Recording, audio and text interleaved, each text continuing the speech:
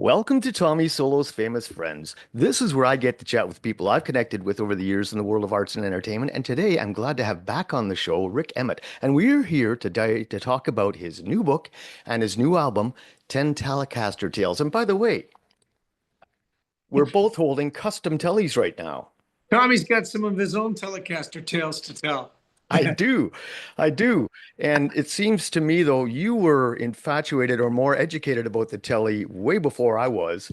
And there's a long history of really high profile guitarists who've used tellies over the years. And I don't think a lot of people realize that guys like Jimmy Page, for example, used the Telecaster on all those early Led Zeppelin recordings. And we think of Jimmy Page with an SG and a Les Paul and so on. That's kind of how I think of you with your famous Ackerman that you played famously at the US Festival. And then Yeah. we were talking about your incident with the Les Paul up in North Bay.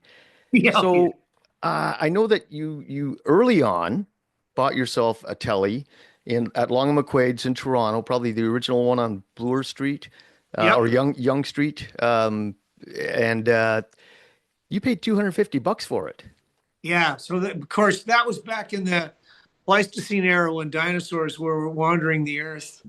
No, I think I bought with a small Fender amp too. I think maybe a Vibrolux or something, and I think all in it was like $500 guitar and amp. Yeah, those days are long gone, of course. But yeah, I mean, I was always infatuated with him. The thing I never liked about him was that the strings were too close to the face of the guitar. Like Fender guitars, Strats, and Tellies, I always liked the Gibsons for the higher bridge. So when I had this one built, I had it designed so that it's got the neck at a different angle so that you can put the bridge up higher.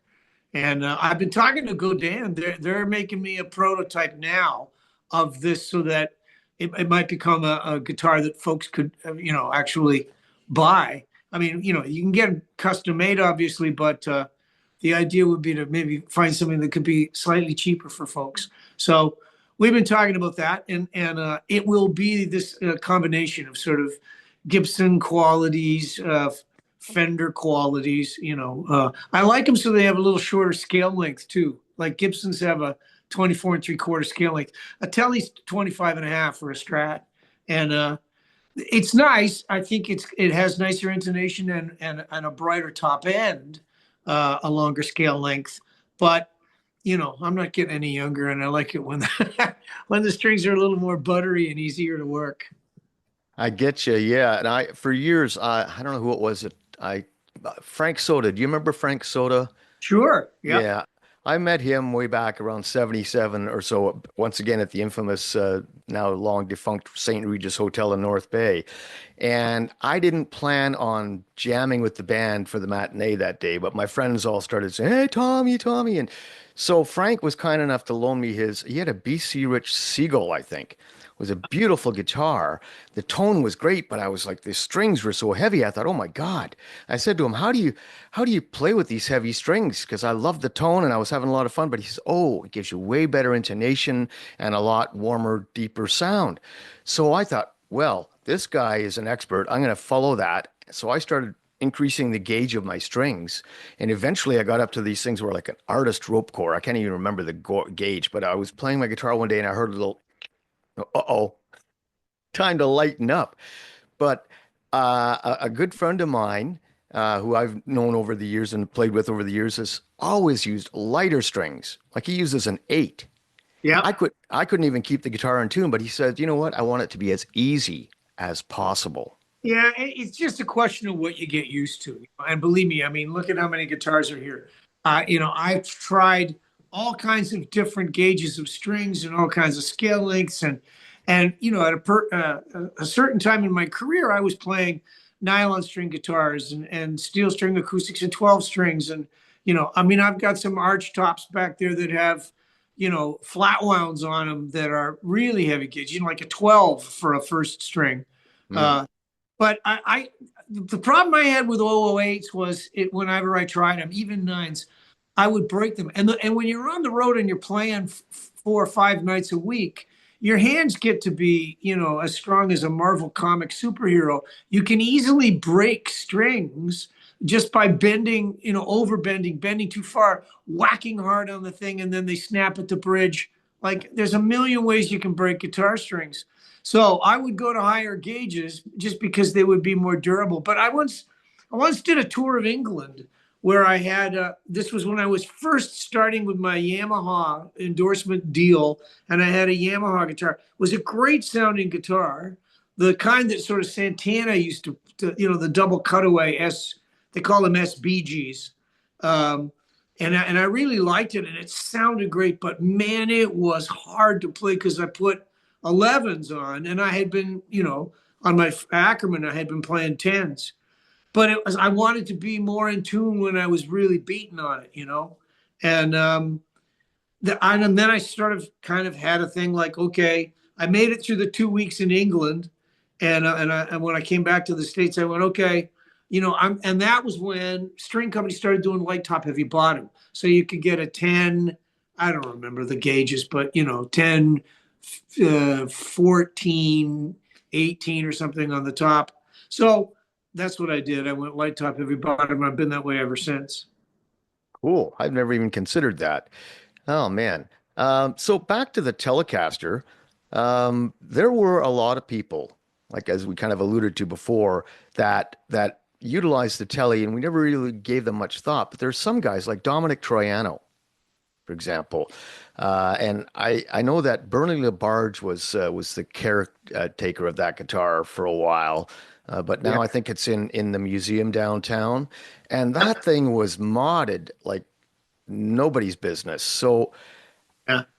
have you done many modifications to your guitars, or are you pretty much looking for something and you buy it the way it is? No, I was never a kind of a collector that was enamored with the idea of vintage, or like I would get a guitar and I would start souping it up right away. Like I would never Les Pauls. I would never keep the pick guard on. I would always take them off. That kind of stuff. Like I would always be going, oh, maybe I'll change out the tuners. Maybe I like this style of knob more than so I would that those were cosmetic superficial things. But after a while, when I had the money, it was like, oh, I think I need to get giant jumbo frets put on this. Like the Ackerman guitar, which you mentioned. When I first got it, it had very thin, square, almost like classical wire on the fretboard, which was what Ackerman had sort of suggested to the German company. This is what I want. And after a while, I had a friend. John Bride was the guitar sort of tech at the local guitar shop. He played in like, oh man, Papa Gray and Shooter and lots of blues bands. And John said to me, "Oh man, you got to put big frets on this thing." So my teacher at Humber, Peter Harris, he was also a guy that was a big proponent of large frets. It gives you a little bit more ability to control things vibrato wise and bending wise. So yeah, I started getting jumbo frets on everything. It didn't matter. And of course, uh, the original Teles, they only had sort of medium fret wire. They didn't have big stuff. Gibson were the guys that kind of put big frets on things. So then I wanted big frets on everything. Now, once I started collecting guitars and I had my deal with Yamaha, I could tell them whatever it was that I wanted. But there were certain guitars they had, like their L series acoustics. They were made with a fairly thin fret wire, and I wasn't going to mess with that. I kept them the way they were. So, over the years, I changed. And of course, once you get to a certain point, people will make a guitar any way you ask. Then you become very self-indulgent and you experiment, you try things, and then sometimes what you realize is, well, Leo Fender and the boys kind of got a lot of things right in 1950. That there's not a lot that you might necessarily do. Now, you were showing me your guitar earlier, and you realized, oh no, I would like it to be a lot lighter because I don't like it when the strap is cutting into my shoulder and I'm starting to, get arthritis. And so there are things that we do as we age where, we've developed certain preferences. But um, I was never big for tradition. I respect it, but I also screw with it. It's interesting when you're talking about the fat frets. I had a Gibson 335S Pro Deluxe for years. It was a solid body, three-quarter scale version of the ES335. And I think Eddie Van Halen had something to do with the design of it. I didn't know that until after I bought it. But one of the things that was great, it had an ebony fretboard and it had the fat frets. So I played that guitar for years. That was my go-to stage, studio, whatever. I loved it. It sounded great. And if you've ever played one, you'd know what I mean. But years went by, something like 30 years, and the frets needed replacing. Yeah. So I brought it to my guy, and it turns out he was an authorized fender repair service guy. So he thought it'd be neat to replace the fat frets with the standard thinner fender frets. Right. And I trusted him, but the guitar was never the same. Yes. It was never the same after that. Yeah. And once you kind of grow accustomed to something, uh, there's a very organic process that exists. Like obviously, and I talk about this in my book, the 10 Telecaster Tales, how ergonomically you get used to a guitar uh, and the tones that it creates, but then that's also affecting the way you decide you're going to play guitar in order to generate tones. And there's standard stuff. I mean, I saw um, Billy Strings on a Rick Beato interview online recently, and he was talking about playing acoustic, but he was saying, when you play back here towards the bridge, you get a brighter, thinner sound. And when you play up here towards the neck, you get a fatter, rounder tone. And those tiny little adjustments that you make everywhere that you play in here, there's overtones, harmonic overtones. Some guys like Billy Gibbons would turn his pick sideways and get those squawks, by picking at an angle. But even when you're playing just fingerstyle with your nails, there's certain things. The scale length of a guitar matters. The fret size matters. Whether or not your headstock has straight string pull, or like that was one of the things about Gibsons that I found so frustrating, because the fourth string and the third string, they're cut at an angle through the nut at the top to go back to the tuning pegs.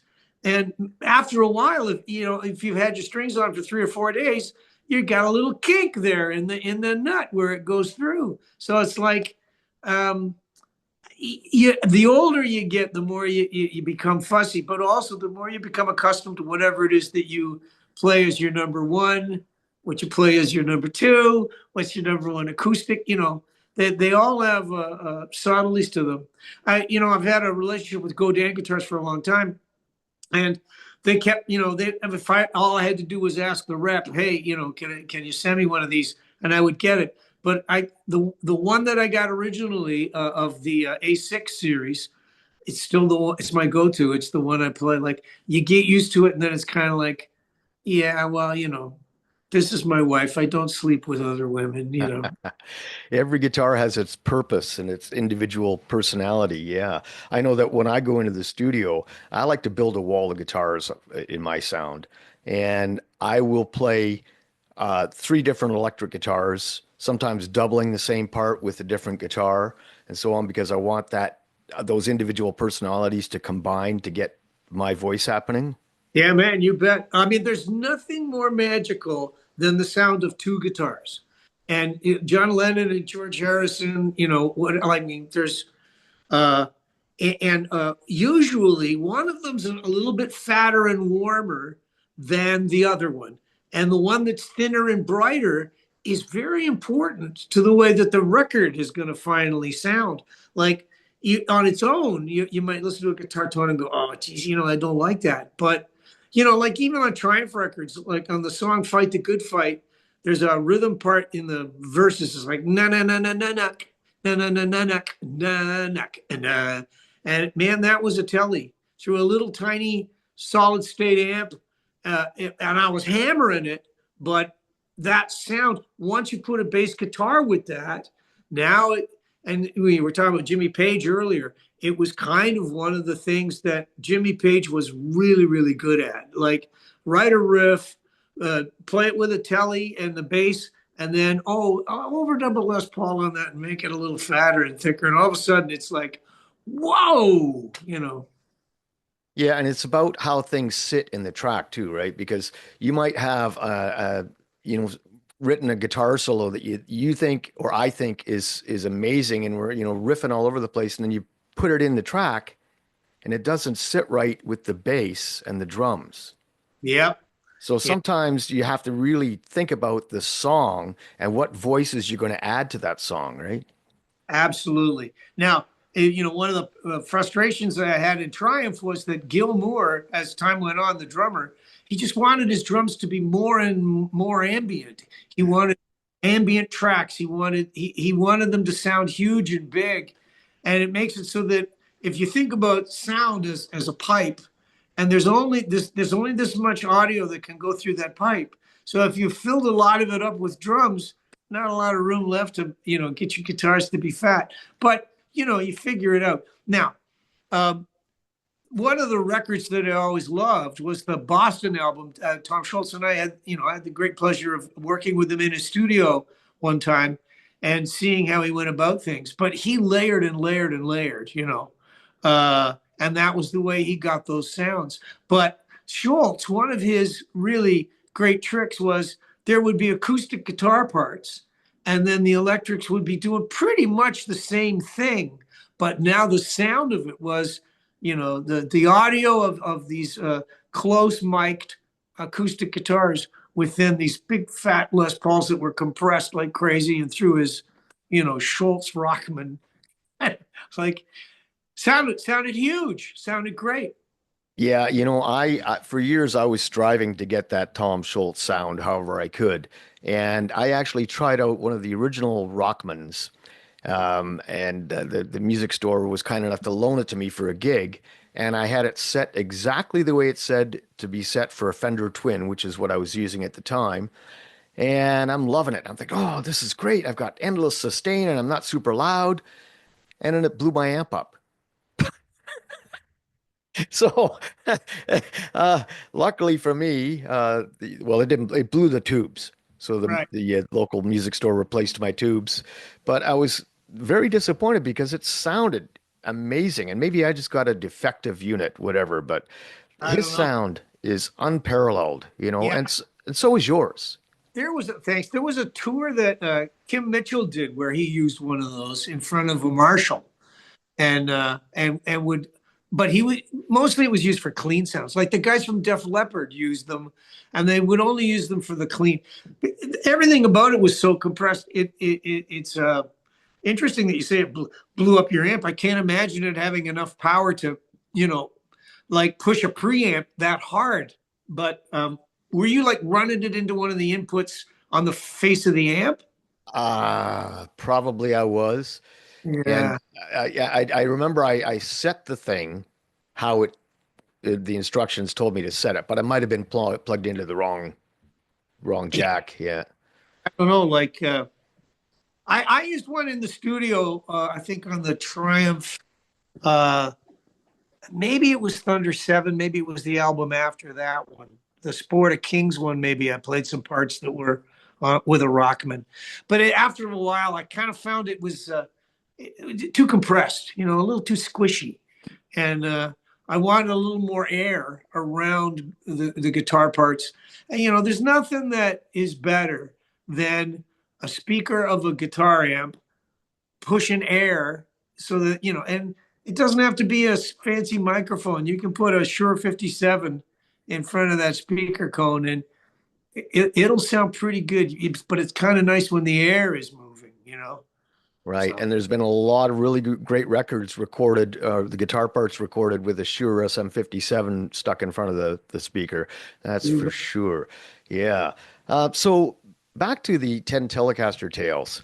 You've got on your Bandcamp site, you've got the 10 Telecaster Tales songs. And I mean, they're all really interesting and very nice. You've written a song called Gee Whiz. That struck me as interesting. well, it's in the key of G, so part of it. And I mean, I've always loved the players like Joe Pass, and in particular, there's a guy named Marty Gross that he didn't play in standard tuning. He played in a more like a tuning of like a violin tuning of fifths and stuff. But those guys that that had cut their teeth sort of out of the 30s and the 40s. Uh, I just always loved that finger style where there was a walking bass. So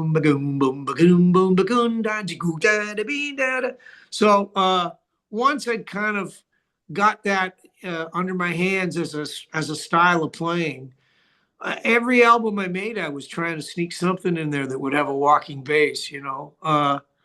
So, and gee whiz is like, I'm showing off a little bit. There's a lot of voicings there that go by in a hurry.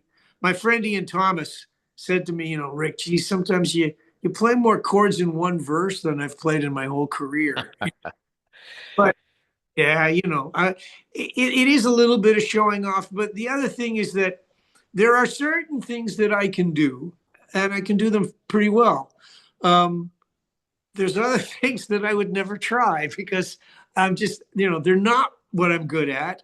And so, especially when you're doing a solo guitar album, you're going to kind of go, okay, I'm just going to, you know, go to my strengths here. I'm not going to experiment. And, you know, you can't be leaning on the drummer for some track or having the bass player play a great part. It's like, it's up to you. You've got to sort of cover all the territory.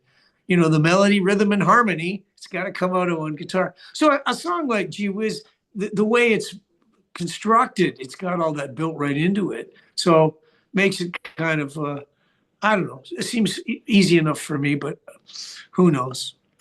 Well, you know, it takes a lot of guts, and you have to be pretty brave to record an album that's just you on the guitar. And kudos, you've done a really good job. I mean, and I do encourage people to go to your Bandcamp page and check this stuff out, and please buy it. Don't steal it.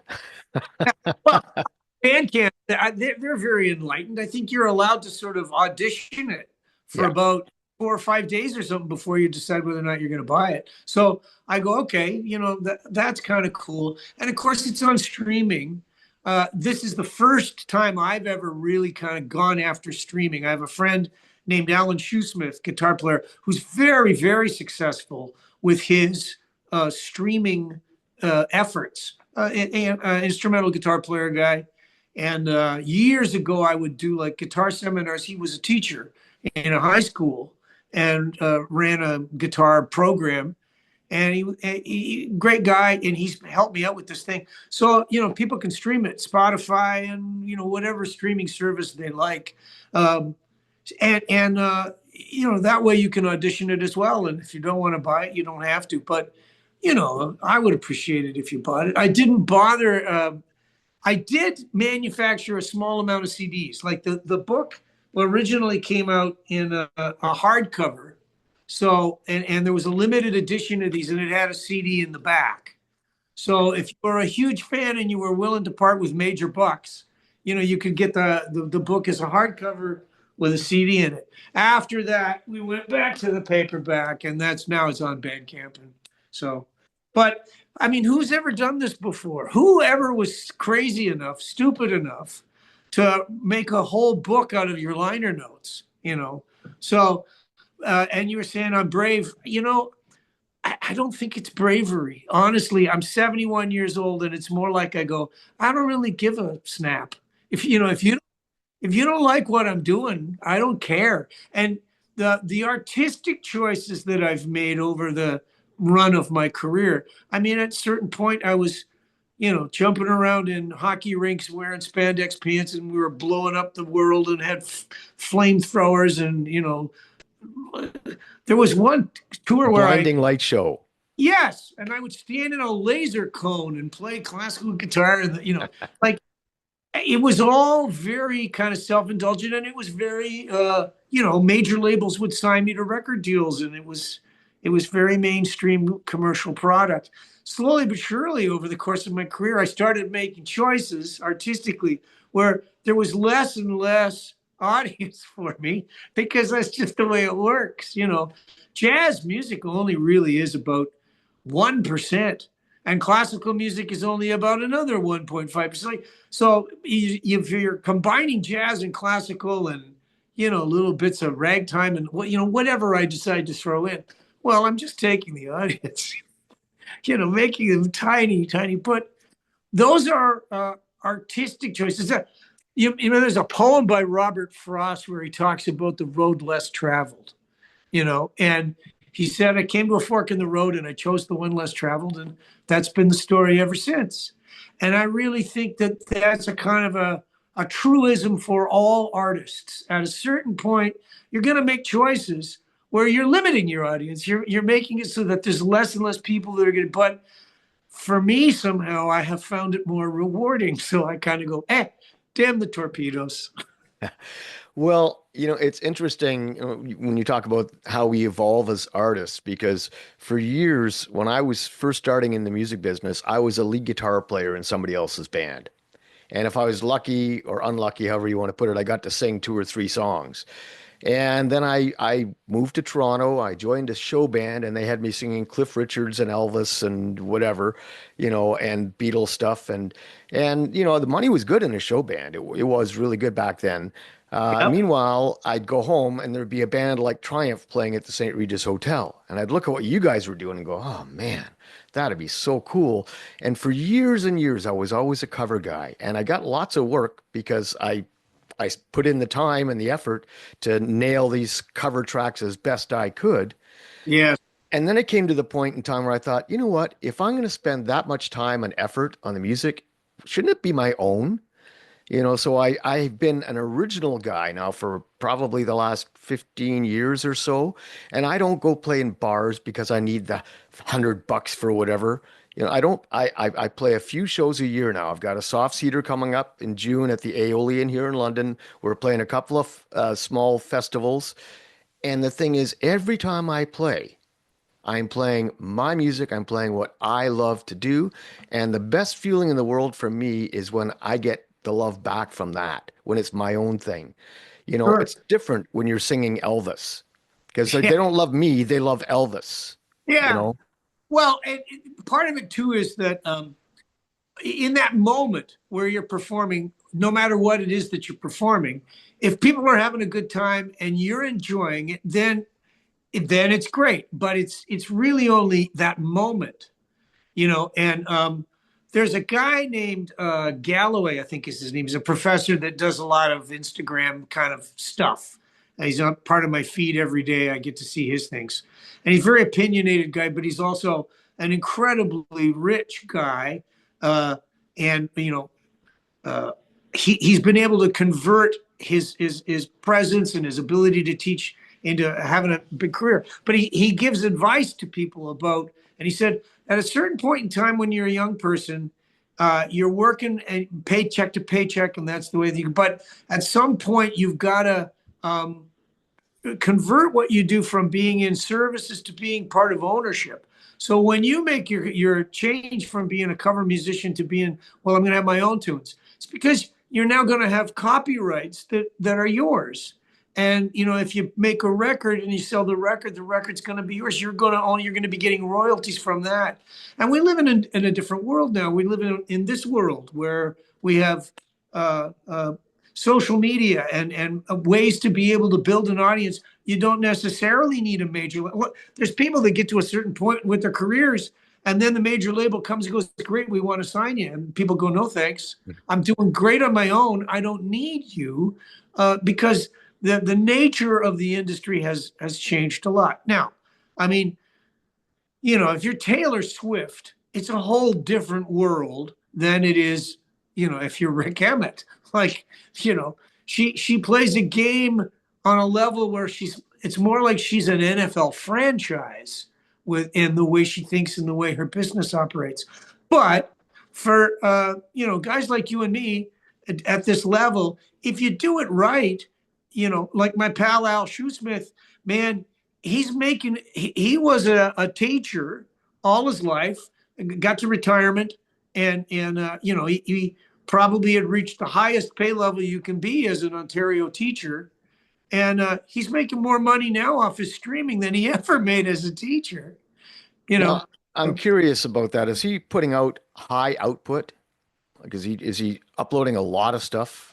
yeah, he puts out a track once a month, and he has a large catalog, and he uses not just his own name but other sort of artistic brand names, and he has studied the whole thing of how do you feed an algorithm? Okay. So the kind of folks that love to hear classical guitar, nylon string, kind of gentle melodic stuff on their apps to relax or on their apps to fall asleep.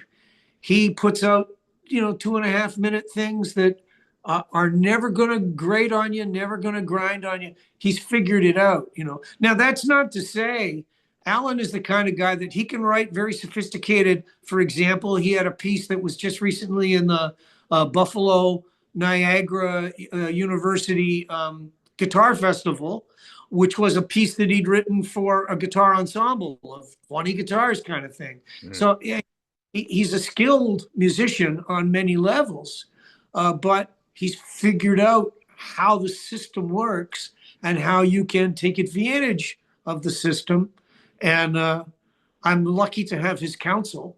You know, it's interesting. I listened to one of Alan Cross' podcasts episodes recently, and he was talking. I can't remember who this band is, but they have huge numbers of streams, like huge, astronomical, and all of their songs are just over 30 seconds. Yeah. Yeah. You I mean, know, I mentioned Rick Beato earlier. I saw him talking once, and he was a little disappointed. He was saying he's one of the most successful podcaster kind of guys on the internet. yeah. He's the kind of guy that has enough of a reputation that, Pat Metheny would like to sit down and do an interview with him. Those kind of players, Dominic Miller, Sting, so he's as big as it gets. But in this particular clip, he was sounding a little disappointed, and he was saying, well, I have so much that happens on the internet that I get all of the Google analytics and everything, and I can look at it. And he goes, people, even if they like what they're seeing, they tend to lose interest after about 35 seconds and they're gone. So, what is for you and me sitting here chit-chatting away? It's like you're going to have a certain amount of people that'll stay with you because they're fans or whatever. But generally speaking, somebody that's just checking you out for the first time, if you haven't done something that absolutely nails them in that first 30 seconds or so, you're in trouble. And then even if you do, people's attention spans are now about, swipe left, swipe right, whatever, swipe up, swipe down, swipe on, swipe off.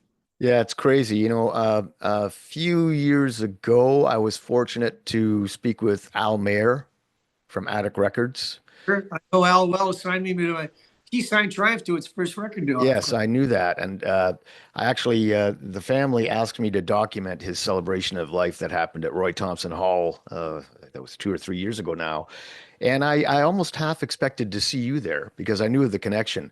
But when I was talking to him, and right up to the end, he had his finger on the pulse and he knew everything, the insides and outsides of the business. He was still consulting with people. He said he wasn't interested in trying to help anybody get a record deal. But he mentioned that at that time, the number one breakout tool for artists was TikTok. But he pointed out that it's not for people like you and me. It's the youngsters, the 19, 20, 21-year-olds, TikTok. And TikTok is all short clips. Yep. You Yep. know? Yeah. So, I mean, I don't care. In the final analysis, I go, okay, but do I want TikTok success and TikTok fame? And do I want to have to make something that's TikTok oriented in order for that to happen? I go, no, I don't.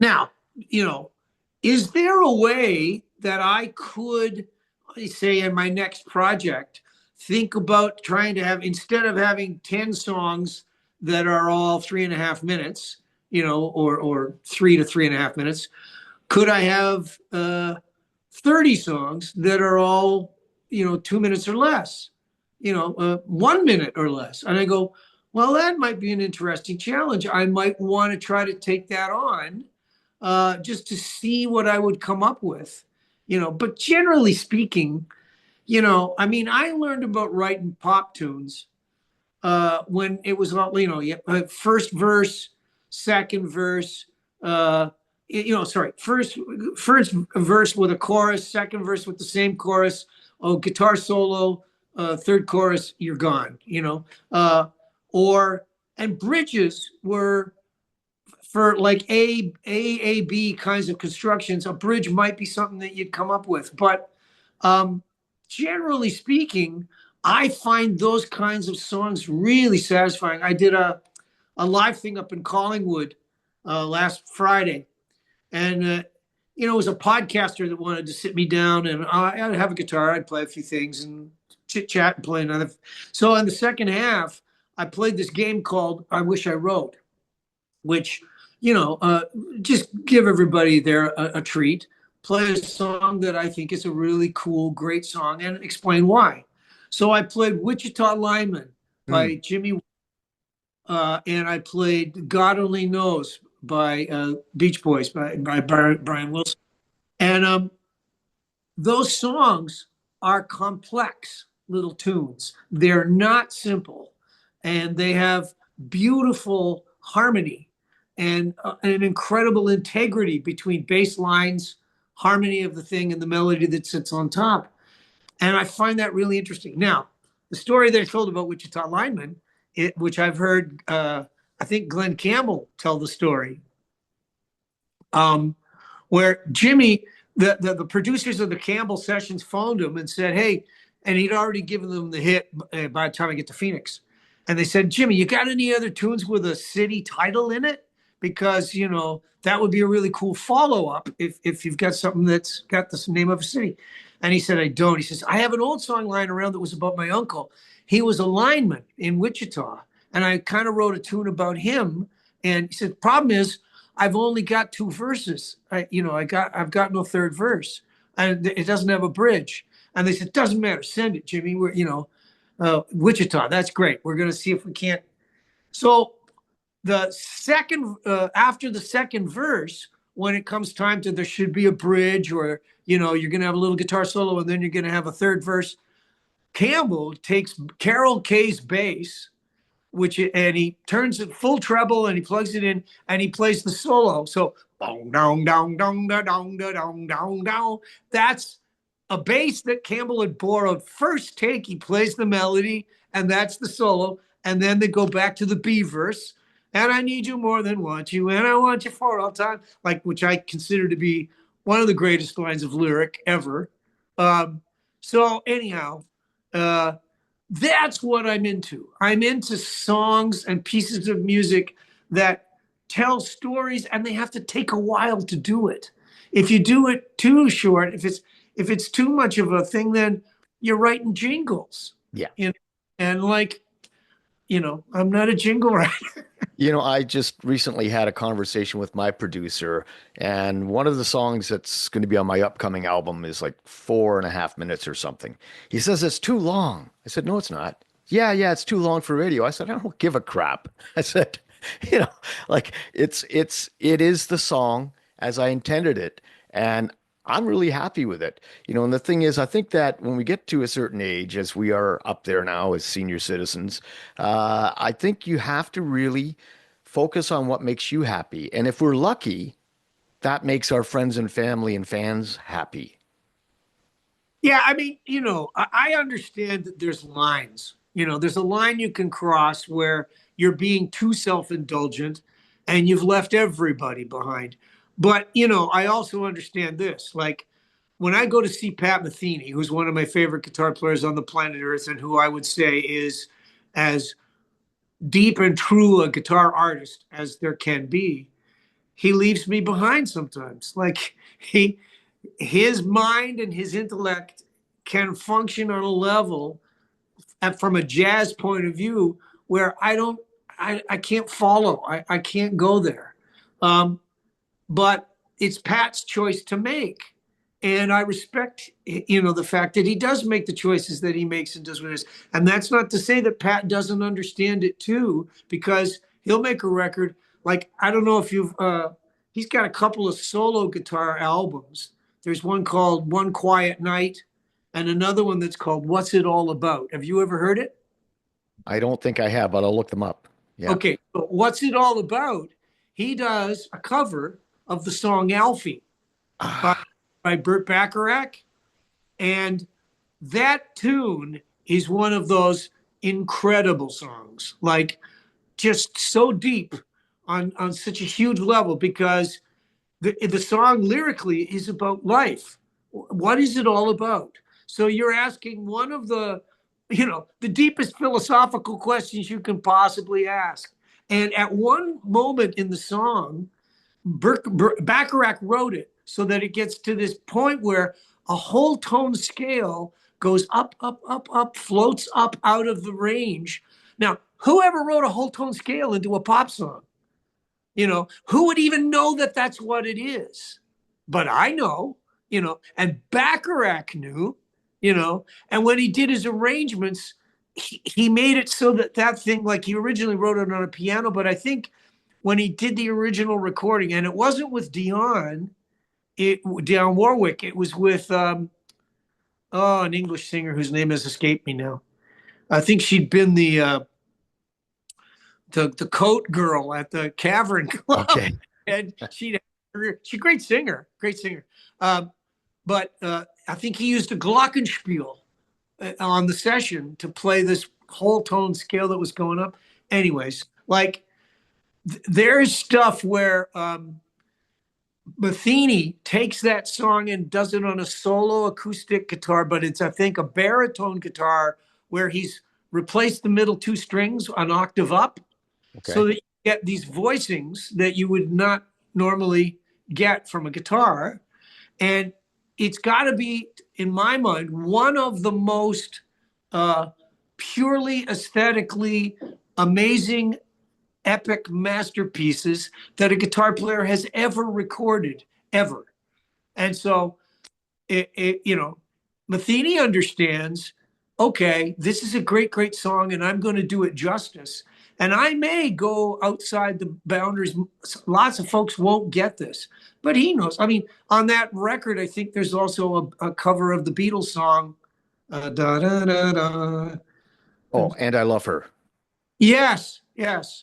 And straightforward, standard tuning, nylon string guitar, and he plays it straight.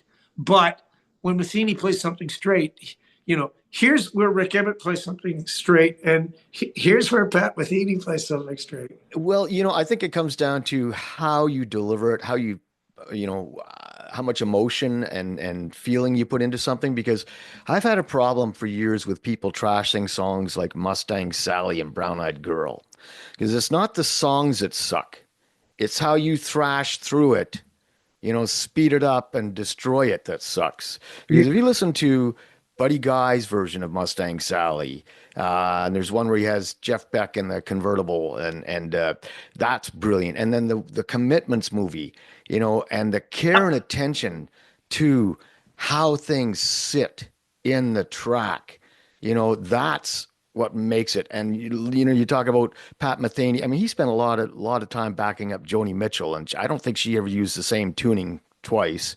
and so that's the kind of player he is. But obviously, he's talented enough that he can take a simple song like ba da da down, da da da da da da, and make it magic. So Yeah, I think it's your attitude, your personality, and how you deliver. absolutely. And the examples you were choosing, rhythm and blues, like R&B is something that has informed everything that I've ever done as a musician, because where do you start? Most guitar players start with the blues. That's where you start. And in Toronto, back in the day, you mentioned Donnie Triano earlier. Guys like Robbie Robertson and Donnie Triano, they were playing with Ronnie Hawkins. And it was really before the Beatles had kind of exploded, it was about horn bands and R&B, and it was much more about soul music from Chicago and Detroit and R&B bands. So that was much more of the sort of the fundamental that existed if you were a musician in Toronto. No, if you were going to be hip, these were the things you had to understand, because hey, this is what George Oliver's band did, and this is what whatever. Donnie was in a band called the Rogues, and there were rock bands. I'm not saying that didn't start to happen 65, 66. By 68 there were dozens of them. But back in the day, 62, 63, even 64, after the Beatles had started to happen, there was still that fundamental thing. And of course, we were talking about tellies earlier. you know, what was the Tele? Well, it was in all of the Motown records. It was on all of the records that came, uh, uh, Duck Dunn and Steve Cropper, Stax Volt. Man, it was a Tele. It was all Tele. Green Onions. It's a Tele. So I was that, just going to say that song, Green Onions, and when you listen to the guitar, it sounds simple, but it's magic. And it's it, that telly sound, right? Green Onions and Soul Man, that line, it just magic. And it's such a simple, it's like a block of wood with a neck on it, right? But yeah, it's simplicity that works. yes. And so when I was doing the 10 Tails, I was thinking, don't get too far away from that. We talk about lines, and I was going, well, I really want to have this be something that speaks to the roots of where I came from. So these pieces, they all have to stay true to that ballpark. I can't start visiting too many. Now, you mentioned Gee Whiz, and there are some things that, I mean, obviously a piece like Nocturne that ends the 10 pieces, it's not R&B. It's a long way away from it. But, there were things where I go, well, I could play this on a classical guitar, or maybe I should detune a baritone guitar and try it on that. And I went, no, you know what? We got a Tele. Let's just kind of keep it in a Tele ballpark. And okay, yes, I'll throw more digital delay on it. I'll stereo it up like crazy. But, I mean, I don't know if you know guys like Bill Frisell. Yeah. Uh, he's a Tele guy, but, he went through a thing where he started out very clean, very simple, very, Steve Cropper. But then he started doing effects like crazy. He was having phasers and flangers, and so I went, well, I can do a little of that. I'll throw. And then you listen to guys like Danny Gatton on the telly, and I just lost his name. Anyway, Paisley, Brad Paisley, you Oh know, yeah, and sure. those guys do things with the telly that you wouldn't imagine, and it's interesting, how you could record an album, 10 Telecaster Tales, and then um, you have these ideas and then say to yourself, no, I want to stick to the telly and I want this to have that distinct telly personality. There's a lot of different ways you could have gone, you're right. But I like the idea that you stuck true to the mission and the goal, and you got all these things out of the simple telly. Yeah, well, I mean, obviously, the nature of the guitar is one where, because it is this kind of primitive, fundamental kind of building block, it's good for everything. Good for country, good for rock, great for jazz. Like, you listen to a guy like Julian Lage play on it, or oh God, who's the chord book? Ted Green. Okay. Oh man, when he plays on a tele, and of course in Canada, Ed Bickert, he was one of my favorite guitarists from the second that I heard him play, and I had the great honor and pleasure of getting to play with him and do sessions with him and spend some time with him. And yeah, I mean, you can make great jazz sounds on a telly. Like Danny Gatton was the kind of guy that he could go all the way to there and then go all the way to the screaming country stuff. Like, uh, so the guitar doesn't really have limitations. It's only the player that has the limitations. Yeah, I remember as a kid, it always seemed like the old guys played tellies, and the young guys that I aspired to be like played Strats or Les Pauls, you Yes. know. But there's so much simplicity and so much complexity that you can get out of that simplicity, if that makes any sense.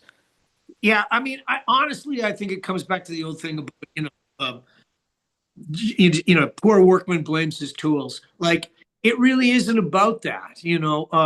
I think it's fair to say that I could have stuck with the Ackerman for my entire career.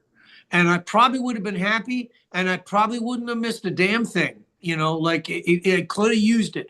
But the world is the way it is, and the menu that they bring you in the restaurant, you go, oh, I think tonight I'd like to try this.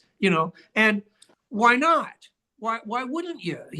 I mean, I don't know how many guitar players you have listening to this podcast, but any one of them that's ever picked up a Coral Electric sitar guitar and fiddled around with it for about 3 minutes goes, oh man, this is great. I can't wait to do this on a record. And I think every guitar, as we said earlier, it has its own character, its own nature. There's something about a Les Paul.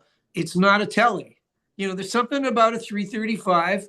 It's not a Les Paul. Like they're closer but they're not the same thing. So there is a reason why guitar players go into the studio and set up about 8 or 9 and go, oh, for this song, I'm going to use this one. For this song, I'm going to use that one. And there's nothing wrong with that. But I think it's also fair to say that you could have gone into the studio with the Tele and said, okay, this one I'm going to play on the neck pickup, and I'm actually going to roll some top off even, or you go, oh, I'm playing on the bridge pickup for sure. And I'm going to, turn the amp up hotter. And that's the way I'll get this to sound the way I want it to sound. Like there's simple things you can do that will find their way into the song, find that song's way into the record. Like, in that order, that's the way it'll work. But, I mean, we're sitting here now and I'm talking about Teles and, I've written a book. My next project, I'll probably go back to singing and writing songs that I can sing. And the book I write will be a different book. Yeah, well, it's interesting that you've taken this approach, and kudos to you, man. And there's also some chord charts to go with the liner notes, and I'm thinking you must have been writing frantically, because I'd be challenged to read some of it. But that said, we have to have a blueprint, right? Yeah, and they're Rik Emmett hieroglyphics. I think you're being very kind to call them a chart. Like it's, you I can read, but very, very poorly. Like I read music. Mhm. And literally, I mean, I went to Humber College for one semester and I quit because there were guys there that could read fly shit and the guys that you could clearly see, oh, these guys will become the studio musicians of the future, and I was playing in wedding and bar mitzvah bands and stuff at the time, but it was mostly by ear. I would learn the tunes, a chord chart. I could follow the bars. I could follow the chords, but I couldn't read. I couldn't read, stuff. And forget it if it was in A flat or B, once we started getting a lot of flats, I was in a lot of trouble.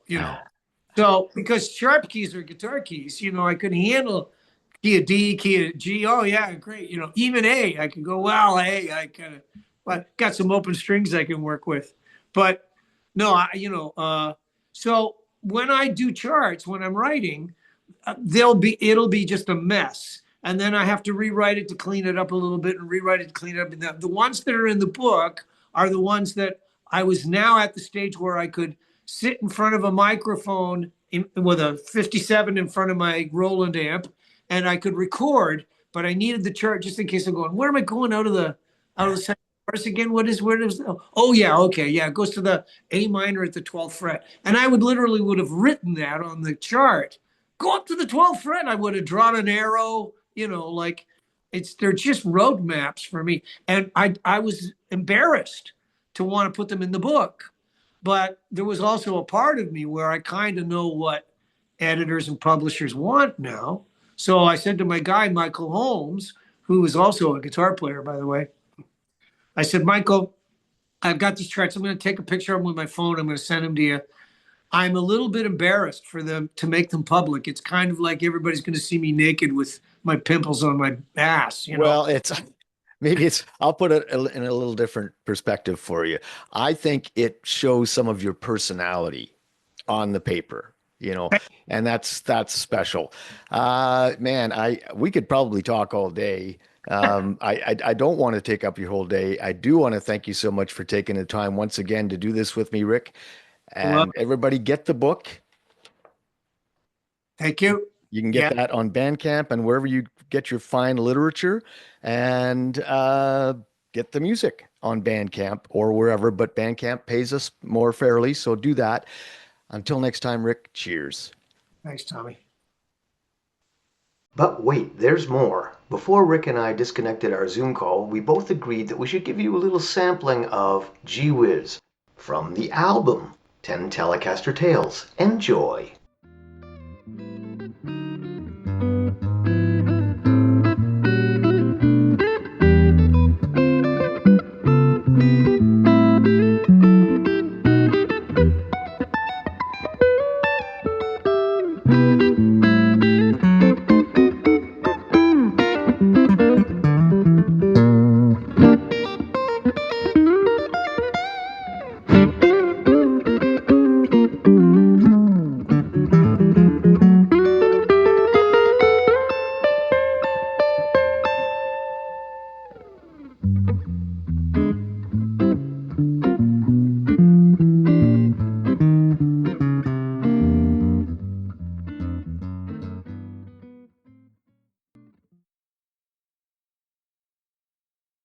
Tommy Solo's Famous Friends is a one-man production, meaning that I've done all the work, including recording, editing, guest acquisition, etc. Don't forget to look for the accompanying articles based on these interviews at 519magazine.com.